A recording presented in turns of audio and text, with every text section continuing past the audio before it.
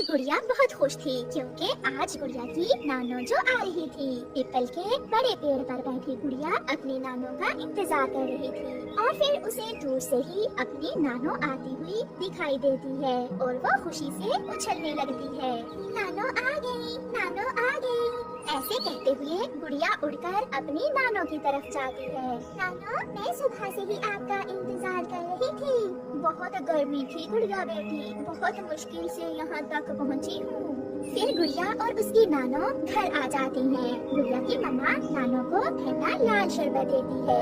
बारिश हुए भी काफी समय बीत गया है, इसलिए गर्मी बहुत बढ़ गई है। नानो, नानो, मेरे लिए क्या लाई है? मैं अपनी गुड़िया के लिए लाई हूँ छोटी सी गुड़िया। ये कहते हुए गुड़िया की नानो अपने घर से गुड़िया को एक गुड़िया निकाल कर देती है, जिसे देखकर गुड़िया बहुत खुश होती है। हाँ, सब पड़ोसी ठीक थे क्या?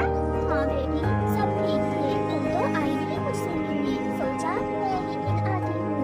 फिर वो सब ऐसे बातें करते हैं। फिर शाम को गुड़िया की मम्मा नानो को खाना देती है। मम्मा, मैं भी खाना नानो के साथ ही खाऊंगी। हाँ हाँ, क्यों नहीं, मेरी बेटी तेरे साथ ही खाना खाएगी और मैं नानो के साथ सोऊंगी भी। फिर गुड़िया और उसकी नानो खाना खा लेती है और दिनों गर्मी भी बहुत बढ़ रही थी और जंगल में मच्छर भी बहुत था। तो वो सब बैठकर बातें करते रहते हैं।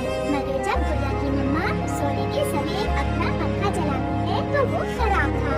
एक धुआं सा निकलता है और थोड़ा सा जलने के बाद पंखा ऑफ हो जाता है।